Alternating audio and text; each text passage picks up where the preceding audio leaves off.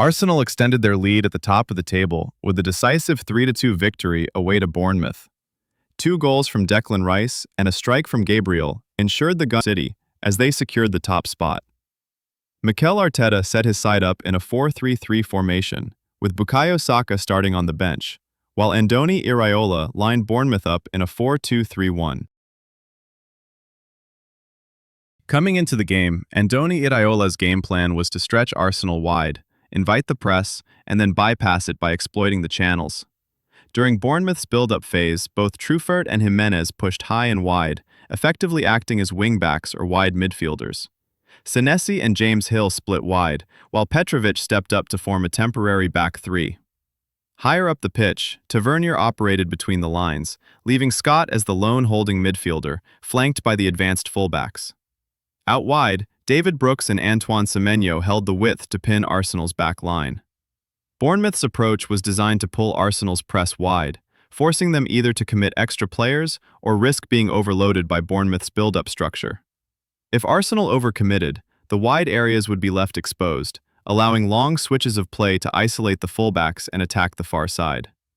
To counter this, Mikel Arteta's side deployed an aggressive man-oriented press across Bournemouth's back line.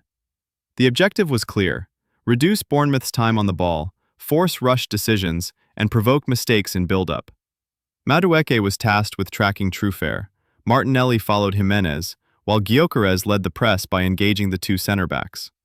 Ødegaard focused on blocking the passing lane into Scott, while Rice and Zubimendi tracked Kluivert and Tavernier to prevent central progression if the first line of pressure was dragged wide. Bournemouth attempted to break this press through coordinated wide rotations. When Truffert received the ball, he often looked to isolate Madueke in a 1-versus-1, while Tavernier dropped deeper to combine. This movement dragged his marker, usually Zubimendi, into Bournemouth's half, creating space behind.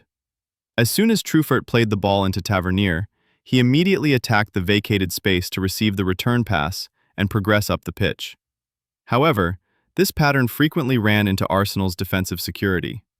William Saliba was consistently alert, stepping across to intercept passes into Evanilson or Kluivert, or forcing Truffert wide toward the touchline where Arsenal could regain control. When Arsenal's press intensified, Scott regularly dropped deeper alongside the center-backs to offer an extra passing option and help Bournemouth progress through the first phase. This adjustment created a temporary 3-1 build-up structure, allowing Bournemouth to circulate the ball more securely and attempt to draw Arsenal's first line out of shape. By positioning himself deeper, Scott also acted as a press resistance outlet, enabling Bournemouth to escape pressure through third-man combinations or vertical passes into the midfield line. Once Bournemouth succeeded in bypassing Arsenal's initial press, their attacking approach shifted immediately towards speed and verticality. Both wingers, Brooks and Semenyo, moved inside into the half spaces to occupy Arsenal center-backs and pin the defensive line, while the fullbacks pushed high to provide width and stretch Arsenal horizontally. This created lanes for diagonal passes and cutbacks, with Tavernier timing late, untracked runs into the box to attack second balls and rebounds. In response, Arsenal showed strong defensive organization and game management. Rather than engaging high after the first line was broken, they quickly retreated into a compact mid-block. The structure alternated between a 4-4-2, used to protect central zones and screen passes into midfield, and a 5-4-1 when defending deeper, with one fullback dropping in to form a back five. These shapes allowed Arsenal to remain vertically compact, deny access between the lines, and force Bournemouth into wide areas, where crosses could be defended more effectively. This adaptability in Arsenal's defensive shape was key to limiting Bournemouth's threat in transition, ensuring that even when the press was beaten, clear goal-scoring chances remained scarce. When Arsenal were in possession, they consistently looked to build from the back, using a 3-man structure. Unlike Bournemouth, Arsenal often used one of their midfielders as an auxiliary defender during the build-up phase. Both fullbacks, Timber and Hincapié, advanced into the half spaces, while Saliba and Gabriel split wide. One of the midfielders, usually Zubimendi or Rice, dropped deeper to form the third center-back.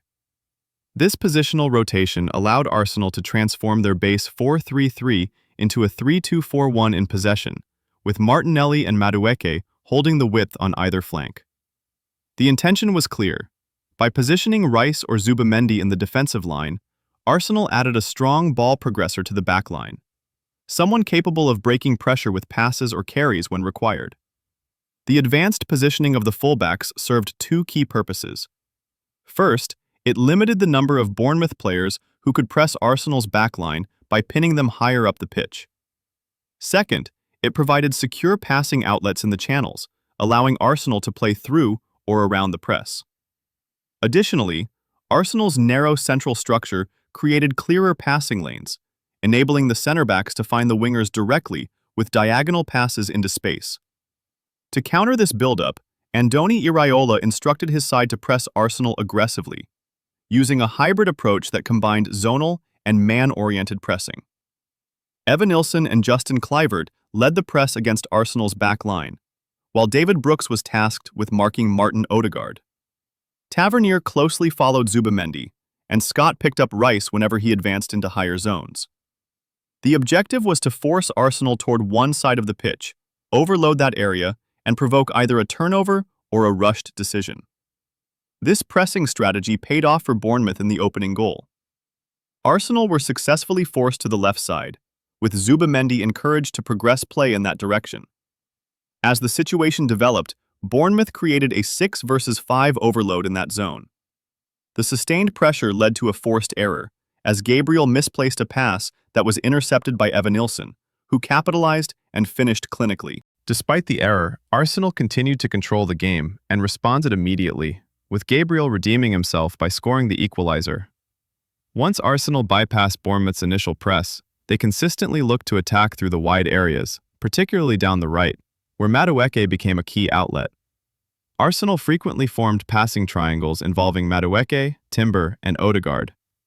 These rotations enabled quick combinations, third-man runs, and the creation of crossing opportunities from advanced positions. Madueke repeatedly found himself in 1 versus 1 situations against Truffert, especially as Brooks was occupied with tracking Ødegaard's movements inside. On the opposite flank, Martinelli formed a similar triangle with Rice and Hincapié, allowing Arsenal to overload the left side and deliver crosses aimed at Gyökeres in the box. These wide combinations stretched Bournemouth's defensive structure and created constant problems. In response, Bournemouth dropped into a compact 4-4-2 mid-block in an attempt to restrict Arsenal's progression and close central spaces. However, this approach proved ineffective. Arsenal's technical quality, positional rotations, and ability to manipulate space consistently disrupted Bournemouth's compactness, allowing them to break lines, access the final third, and continue creating high-quality chances. Ultimately, Arsenal's victory was a strong statement of their tactical maturity and control. Even after being punished by Bournemouth's aggressive press, Arteta's side remained calm, quickly reasserted dominance, and dictated the tempo through intelligent build-up play and well-constructed wide overloads. Their positional discipline and ability to adapt in-game ensured Bournemouth's threats were limited for long spells. A standout performance came from Declan Rice, who was influential at both ends of the pitch. Defensively, he provided balance and protection, covering space, winning duels, and shutting down transitions. In possession, he contributed to Arsenal's build-up and progression, while his 2 goals underlined his growing importance in the attacking phase. Rice's all-round display encapsulated Arsenal's performance on the night, controlled, composed, and decisive, further reinforcing their credentials as genuine title contenders.